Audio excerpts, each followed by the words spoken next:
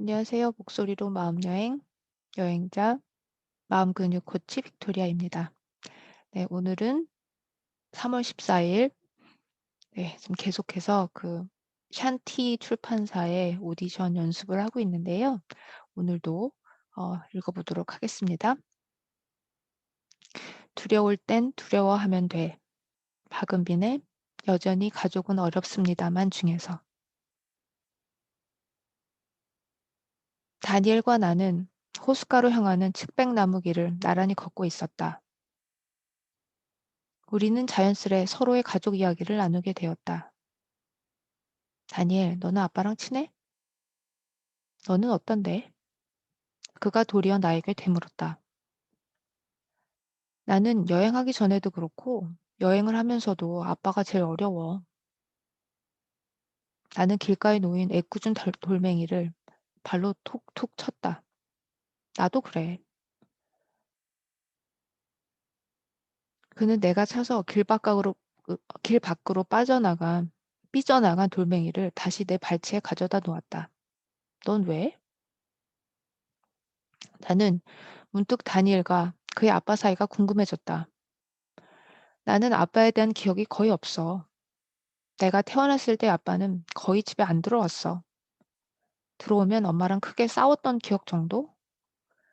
내 생일날 아빠가 함께 있었던 적도 없어. 내가 다 크고 나니까 아빠가 집에 들어오더라. 예전에는 아빠에게 화도 많이 나고 그랬는데 지금은 아무렇지도 않아. 괜찮아졌어. 그냥 함께한 기억이 없는 것뿐이야. 한 집에 사는 동네 아저씨 같아. 나는 그래서 네가 가족들하고 여행하는 게 엄청 신기해. 이렇게 온 가족이 다 같이 장기간 여행을 한다는 게 쉬운 일이 아니잖아?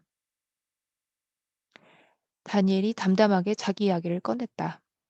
묵직할지도 모를 자기 이야기를 편안하게 전할 수 있는 그의 힘이 문득 부러워졌다. 가족 여행 정말 힘들어. 내가 가족들에게 얼마나 못되게 굴었는지 말하면 너 놀랄걸? 특히 아빠한테는. 지금 생각해봐도 정말 못했어. 나는 고해성사라도 하듯 그동안 혼자서 품어오던 나만의 이야기들을 그에게 털어놨다. 아빠를 포함한 중년 남성들에 대한 공포, 그들이 갖추고 있는 성에 대한 폭력성이 언제 어떤 모습으로 폭발될지 모른다는 추측과 망상으로 오랫동안 힘들었던 이야기. 그런 이야기를 할 때는 여전히 정리되지 않은 것들로 머릿속이 뒤죽박죽이었지만 다니엘은 무슨 이야기든 가만히 귀 기울여 주었다. 그래서 나는 문을 잠그지 않으면 불안해서 잠을 잘 못 자. 아빠랑 있을 때도 그랬지만 지금도 내 방에 잠금 장치가 없으니까 새벽에 작은 소리만 들어도 예민해져. 모든 걸 다 전할 수는 없었지만 내 안에 정처 없이 굴러다니던 무거운 돌덩이들의 존재를 그와 공유했다는 사실만으로 마음은 훨씬 후련해졌다. 빈, 말하기 조심스럽긴 하지만 네가 방문을 잠그든 잠그지 않든 너에게 일어나야 할 일들은 일어나게 되어 있어. 미리 두려워할 필요가 없어. 두려움을 따라가지 마. 그건 사실이 아니야. 두려움일 뿐이야. 너의 아빠는 그런 분이 아니잖아. 아빠에게는 아무런 잘못이 없잖아. 다니엘의 목소리는 부드럽지만 단호했다. 응, 그러게. 머리로는 알겠는데 자꾸만 두려워져. 나도 모르게 내뱉은 한숨이 가느다랗게 떨렸다. 걱정하지 마. 내가 네 방문 앞에서 보초를 설게. 아무도 못 들어오게. 나의 슬픔과 두려움의 무게를 덜어내 주려는 다니엘이 고마웠다. 다니엘, 나는 사랑을 주는 사람이 되고 싶어. 가족들에게도 사랑을 주는 따뜻한 사람이 되고 싶은데, 난 점점 느려지던 걸음이 멈춰준과 동시에 나는 그만 침울해지고 말았다. 넌 이미 그렇게 하고 있잖아. 그는 밝게 미소 지으며 말했다. 내가? 음, 아까 아침에 놔주려고 커피도 내려왔잖아. 내가 그때쯤 커피 마시는 걸 너는 이미 알고 있었던 거야. 아주 사소하고 작은 일 같지만 이미 그게 사랑이야. 넌 이미 충분히 사랑하고 있어. 사랑은 엄청나게 크고 대단한 게 아니야. 이 사람 벌써 나를 몇 번이나 뒤흔든다. 그의 말을 듣는 순간 오랫동안 길을 잃고 헤매던 나의 마음이 이제야 비로소 어디로 가야 할지 알겠다며 다시 일어날 채비를 하는 것만 같았다. 머리로는 그곳이 어느 쪽일지 짐작하고 있었지만 발길을 옮길 용기를 내지 못하던 나였다. 다니엘은 한없이 정체되어 있던 내 마음의 한 줄기 빛처럼 이정표가 되어 나를 부르고 있었다. 나 이틀 뒤면 간다. 안 슬퍼? 나는 이미 무겁게 가라앉은 마음을 들키지 않으려 쾌활한 척했다. 안 슬퍼. 다니엘이 검은 하늘로 피어오르는 뭉게 구름을 보며 말했다. 와, 완전 쿨하다. 진짜. 네가 그렇게 말할 줄 알았어. 근데 나 지금 정말로 안 슬퍼. 그렇게 말해놓고 진지한 눈빛으로 나를 쳐다보는데 나는 속상해야 할지 말아야 할지 얼떨떨했다. 내가 말했다. 나는 무지 슬퍼. 네가 날 금방 잊어버리면 어떡해. 이렇게 함께 걷는 시간도 영영 마지막이 될지도 모른다고 생각하니 금방이라도 눈물이 날 것만 같았다. 내가 슬프지 않다고 말한 건 슬픔을 억지로 붙잡고 있거나 그 감정에 끌려다니지 않겠다는 의미야. 물론 슬퍼. 그런데 내가 슬프다고 해도 넌 가야 되잖아. 모든 게 변하는 건 당연한 일이야. 너 그거 알아? 우리에겐 지금 말고는 아무것도 존재하지 않는다는 거? 지금 나는 네 옆에 있고 우리 같이 이 길을 걷고 있어. 그래서 나는 지금 행복해. 우리가 나누는 대화, 하늘, 밤 공기, 슬플 리가 없잖아. 다니엘은 오지도 않은 다음 날 먼저 가 있던 나를 지금 그의 곁으로 다시 데리고 왔다. 음, 네가 무슨 말 하는지 알겠어. 오늘 같은 밤이 있었을까? 들풀을 훑고 지나가는 바람 소리에 귀를 기울였다. 자연스러운 보폭으로 걷는 우리 둘의 발걸음을 지그시 바라보며 내가 말했다. 다니엘, 넌 그럼 두려울 때는 어떻게 해? 두려워해야지. 우리가 행복할 때 왜 행복한지 심각하게 고민하지 않잖아. 두려울 때도 마찬가지야. 두려운 것도 행복한 것도 똑같은 감정일 뿐이야. 이것도 흘러가. 나타나면 사라지고. 자연스럽게. 너 이런 대화 친구들이랑 자주 해? 아니, 이런 이야기 하면 애들이 미쳤다고 할걸? 너는? 나도. 우리는 서로를 마주보며 한동안 말없이 웃었다.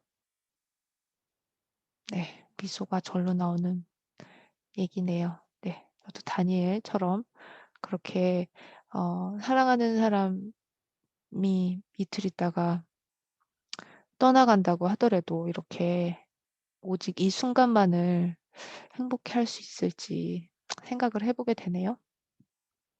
네, 좋은 이야기 잘 읽었습니다. 네, 그다음 책은 모든 싸움은 사랑 이야기다를 읽어보겠습니다. 정은혜의 싸움의 기술 중에서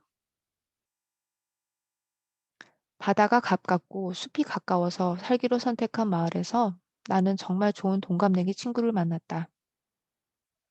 어렸을 때부터 갖고 싶었던 마을 친구가 생기다니. 이런 친구가 있다는 게 너무 기뻐서 언젠가는 친구에 대한 책을 쓰리라 생각했다. 우리가 경험한 우정에 대해서 나누고 싶었고, 다른 사람들도 이런 우정을 알기를 바랐다. 그런데 내가 우정에 대하여 깨달았다고 생각한 것은 너무나 섣부른 판단이었다. 왜냐하면 우리는 곧 크고 작은 일들로 싸우기 시작했기 때문이다. 우리는 서로 신경을 긁는 것부터 가슴 깊숙이 훅을 날리는 것까지 다양한 방식으로 싸웠다.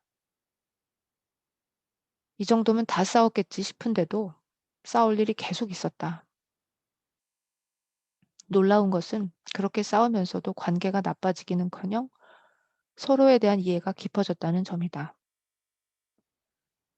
싸움을 통해서 해결된 것도 있지만 끝까지 해결되지 못한 것들도 있었는데 그럼에도 불구하고 서로에 대한 신뢰가 더 깊어졌다.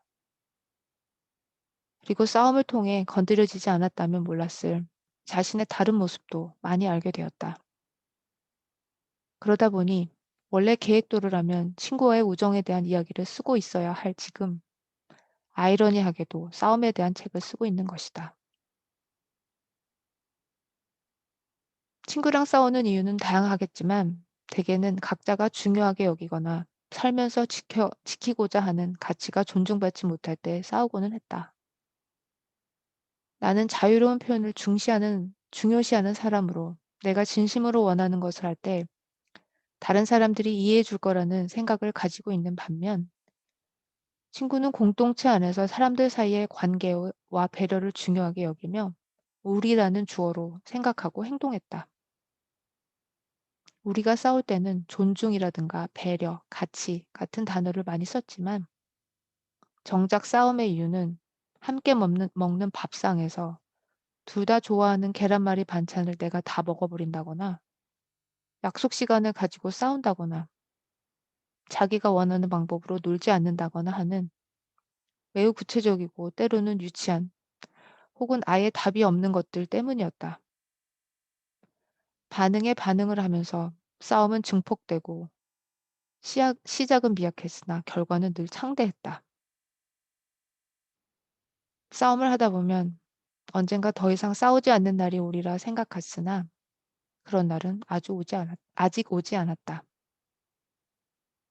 그 대신 싸움도 자꾸 하다 보니 늘어서 싸움의 언어와 싸움의 기간에 효율적인 변화가 생겨났다.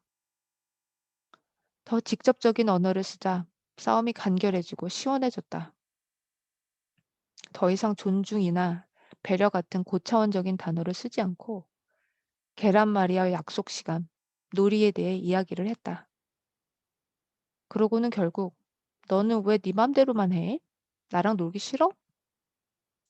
내가 얼마나 착한데 나한테 그래?" 같은 쓰기에도 민망하고 다른 사람에게 옮기기에도 너무 유치한 수준으로 말하면서 싸웠다.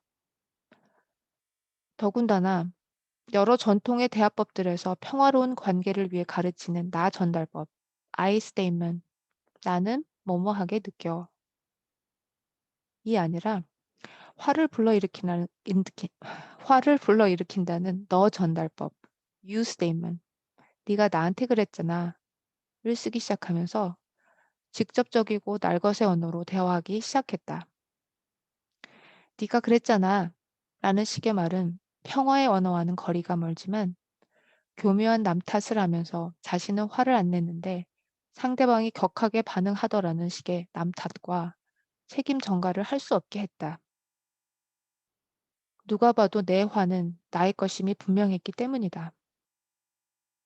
당연히 싸움은 쉽거나 편하지 않았지만 가슴이 터질 것 같던 답답함은 없어졌다. 그리고 이렇게 직접적인 언어로 싸우니 싸우다가 멈추게도 되고 서로의 모자람을 덮어주기도 하고 알면서도 모른 척 지켜주고 싶은 것들이 생겨나기도 했다. 나아가 우리가 내뱉는 언어는 물론 표정이나 태도 같은 비언어적인 표현 속에 비난과 판단의 화살을 미묘하게 숨겨놓고 스스로도 인식하지 못한 채 평화로운 사람인 양 이야기를 해왔다는 사실도 그 화살이 얼마나 날카로웠는지도 차츰차츰 알게 되었다. 우리는 자신의 무죄와 선함을 주장하면서 공격과 반격을 번갈아 하는 동안 실은 나는 이런 사람이야 라고 자신의 정체성을 피력하고 있었음을 알게 되었다. 우리는 그렇게 싸움을 통해 서로가 지키려 한 정체성이 무엇이었는지를 거울 삼아 보여주었다. 그러고 나니 많은 현자들이 이미 수도 없이 말했던 것, 분노를 자극하는 것과 분노의 원인은 다르다는 사실을 서서히 깨닫게 되었다. 상대방으로 인해 내가 분노했다면 그건 이미 내 안에 있는 것을 그가 건드린 것뿐,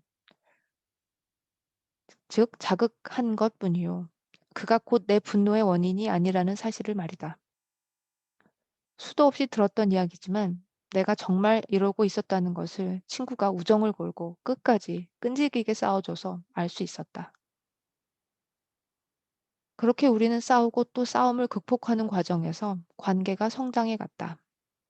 더 이상 무엇 때문에 싸웠는지, 누가 이기고 졌는지, 누가 더 잘못했는지는 중요하지 않게 되었다. 그 덕분에 싸움은 해결을 통해 갈등 전의 상태로 돌아가는 것이 아니라 싸움을 넘어서 성장하는 것이라는 사실을 배웠다. 싸움은 매우 불편한 감정들을 불러일으킨다. 처음에는 싫다, 불편하다는 원초적이고 감각적인 신호만 있을 뿐, 무엇 때문에 그런 불쾌한 느낌이 드는지 잘 모르는 경우가 많다. 특히 우리는 자신의 욕구를 뒤에 숨기고 살도록 교육받기 때문에 자신이 불편한 이유를 세세하게 모르기 십상이다.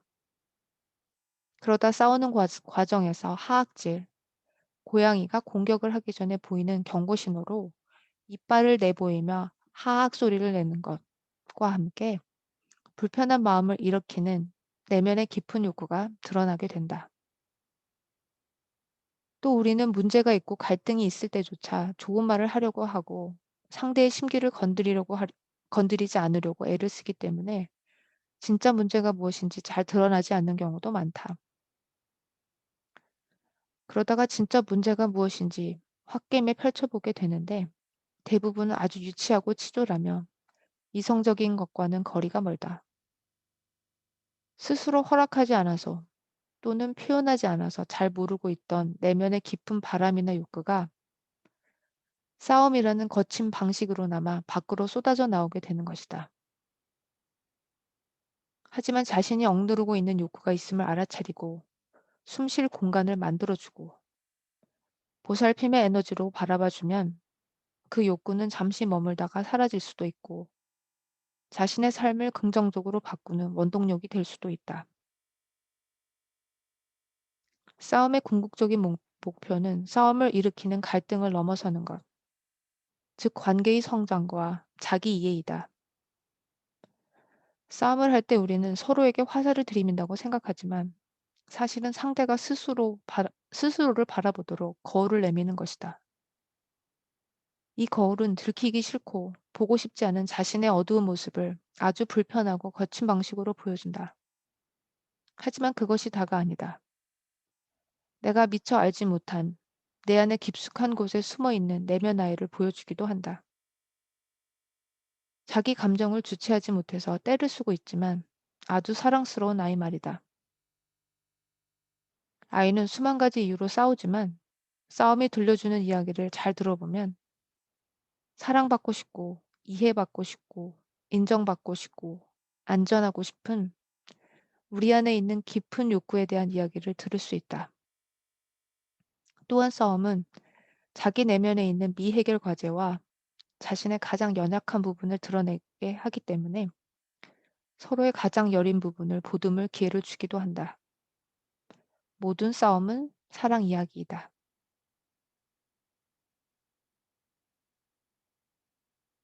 네, 다 잘, 네, 읽었습니다. 네, 싸움, 아까 제일 좋았던 부분이 그거였어요.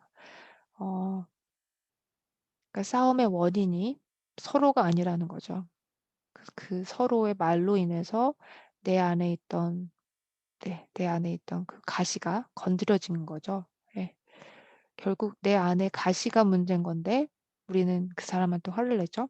네. 그래서 그 대목이 딜 와닿았습니다. 그러면 이제 마지막 정청라 할머니. 네. 제가 정청라 님 그 샨티 그 네 유튜브 그거 보면서 너무 반했어요. 네. 너무 멋진 할머니신데 네. 네. 정청라 할머니의 밥 짓는 일부터 시작합니다 중에서를 밥 짓는 일부터 시작합니다를 읽겠습니다. 제목은 알토란처럼 살길 바라며 토란탕. 두 해 전 광주에서 침뜸 교육을 받으며 한 친구를 만나게 되었다. 유방암으로 항암 치료 끝에 완치 판정을 받은 지 얼마 안 된 친구였다. 그녀와 나는 동갑내기인데다 당시만 해도 아들이 둘이라는 공통점이 있어 쉽게 친해졌는데 내가 사는 삶에 많은 관심을 보였다. 땅에 뿌리를 땅에 뿌리를 내리고 살아서 정말 좋겠어요. 저는 늘 꿈만 꾸는데 애기 아빠가 시골 출신이라 반대를 많이 해요. 제가 현실을 몰라서 그런다고 꿈 깨고 정신 차리라고 해서 여지껏 이러고 있네요. 그렇지만 건강 때문에라도 사는 환경을 바꾸는 게 좋지 않아요? 일단 저희 집에 놀러라도 자주 오세요. 아이들도 비슷한 또래고 하니 같이 놀면 좋겠어요. 마침 내가 육아 모임을 계획하고 있던 터라 한 달에 한 번 우리 집에서 모임을 하자고 제안했더니 그녀는 화색을 띠며 반겼다. 하지만 몸에 하지만 모임에 나온 건 딱 두 번. 아이가 아프거나 남편이 바쁘거나 둘 중 하나의 이유로 번번이 참석이 어렵다는 연락이 왔다. 그녀의 남편은 맡은 업무의 성격상 해외 출장이 잦은데 그럴 경우 그녀는 발이 꽁꽁 묶인다고 했다. 운전은 못하세요? 면허는 있어요. 근데 애기 아빠가 제가 운전하는 걸 많이 불안해해요. 대화하다 보면 번번이 애기 아빠가 란 말이 무슨 장애물처럼 툭툭 튀어나왔다. 심지어 그녀가 보내온 많은 편지들, 모임에 못 나오게 되면서 그녀는 한두 달에 한 번꼴로 손편지를 보내왔다. 에서도 그랬다. 그녀는 그녀 자신을 새 장 속에 갇힌 새로 표현하며 언젠가는 자유롭게 될 날을 꿈꾼다고 했다. 그때마다 나는 말했다. 오늘이 좋아야 내일도 좋다고. 무조건 참고 견디는 게 능사는 아니니까 오늘 하루 어떻게 신나게 살지만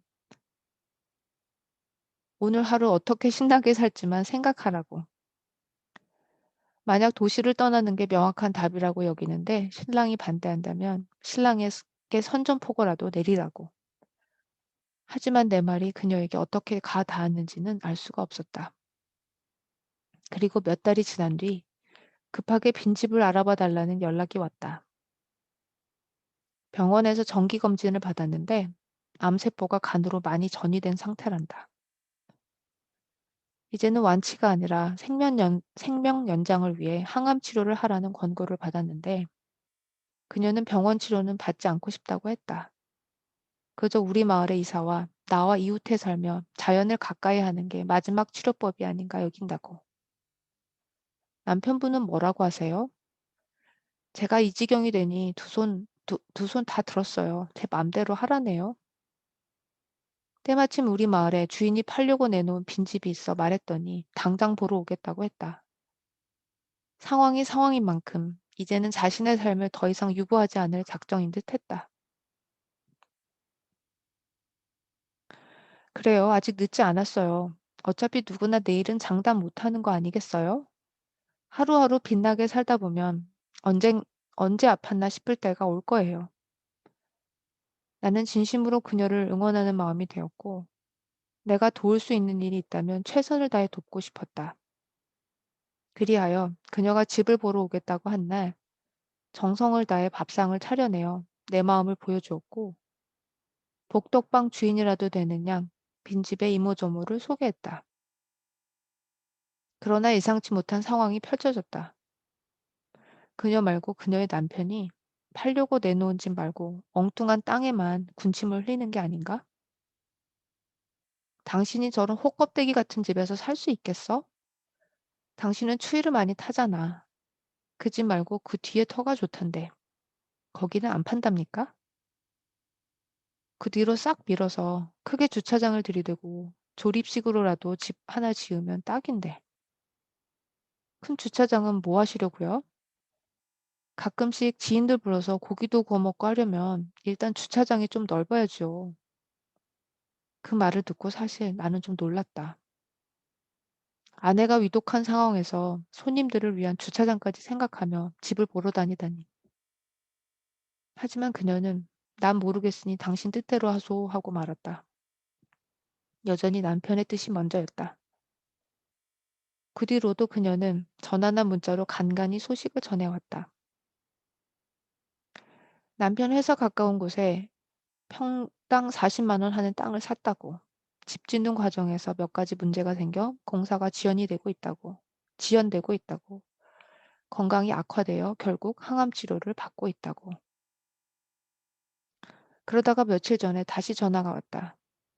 우여곡절 끝에 집 공사가 대략 마무리되었고 항암 치료 중에 몇 차례 죽을 고비를 넘기며 결국 치료는 중단한 상태라며 우리 집에 오고 싶단다. 와서 내년에 텃밭에 뿌릴 씨앗을 얻어가고 싶다면서. 나는 물론 환영이었다. 어쩌면 다시 볼 수 없을지도 모른다 여겼는데 다시 볼 수 있다는 것만으로도 얼마나 고마운지, 그동안 얼마나 고생이 많았겠나 싶어 또다시 밥상으로 내 마음을 보여주고 싶었다. 팥을 듬뿍 넣고 밥을 짓고 번거로워 잘 안 해먹게 되는 토란으로 탕을 끓이기로 했다. 지난해 우리 집에 왔을 때 토란탕을 끓였더니 그녀가 암에는 뿌리채소가 약이라며 아주 맛나게 먹었던 게 떠올라서다. 다시마 담가 놓은 쌀뜨물에 미리 삶아 놓은 껍질을 미리 삶아 껍질을 까놓은 토란을 넣고 무와 당근도 썰어 놓고 생들깨를 진하게 갈아 함께 넣고 푹 끓였다. 간은 된장으로. 이제 탕이 끓는 동안 죽순나물을 볶고 밖에서 막 뽑아 밖에서 막 뽑아온 당근과 배추로 청국장 샐러드, 거기에다 동치미 썰어 올리고 숯불에 김 굽고, 평소에도 밥이 약이 되어야 한다는 생각으로 밥상을 차리지만 그녀는 더더욱 약이 되라는 마음을 보탰다. 그녀가 알토란처럼 알차게 자기 삶을 살기를 바 그녀가 알토란처럼 알차게 자기 삶을 살기를 바라 그녀가 알토란처럼 알차게 자기 삶을 살기를 바라는 마음까지도 담았다. 그녀가 알토란처럼 알차게 자기 삶을 살기를 바라는 마음까지도 담았다. 그녀가 알토란처럼 알차게 자기 삶을 살기를 바라는 마음까지도 담았다. 그녀가 알토란처럼 알차게 자기 삶을 살기를 바라는 마음까지도 담았다. 그동안 이 밥상이 얼마나 그리웠나 몰라요. 그녀는 울먹이며 숟가락을 들었고 다행히 밥을 맛있게 먹었다. 항암을 안 하니까 조금씩 입맛이 살아나고 있다고 했다. 입맛이 돌아오니 이렇게 돌아다닐 기력도 있다고. 그녀의 말을 들으며 우리가 밥심에 기대어 살아가고 있다는 사실이 실감나게 다가왔다. 그래, 사는 게 뭐 별건가? 잘 먹고 그 힘으로 사는 것. 그렇다면 잘 사는 건 남 눈치 볼 것 없이 내가 나를 나답게 사는 것. 그러자면 먼저 새 장문부터 박차고 나와 누군가의 그늘에서 벗어나는 게 먼저일 게다. 지금껏 실속 없이 껍데기로만 살던 삶을 내던지고 온전히 알맹이로 살기. 그녀의 남편이 한자리에 있어서 툭 까놓고 내 진심을 다 말할 수는 없었다. 하지만 시금치, 당근, 완두콩, 구억배추, 울타리콩 등 여러 가지 씨앗을 챙겨 보내며 나는 속으로 당부하고 또 당부했다. 지금부터는 알맹이만 생각하라고. 그리하여 그녀의 씨앗으로 솟구쳐 오르고 그녀만의 밥상을 차려내라고. 이 아픔이 부디 그녀에게 가장 소중한 스승이자 메시지가 되어 그녀의 길을 이끌어 주기를 바란다. 더불어 거품을 걷어내고 진정 붙잡아야 할 삶이 무엇인지 가르쳐 주기를. 네, 참 읽으면서 읽을 때마다 많이 안타깝네요, 이분. 네. 지금은 정말 껍데기를 집어 던지고 내가 원하는 삶을 살고 계시고 계셨으면 좋겠네요. 네, 정청래 할머니 글 잘 읽었습니다. 오늘은 이렇게 세 가지 글을 읽어봤는데요. 네, 계속 읽는데도 네, 많이 또 절었습니다.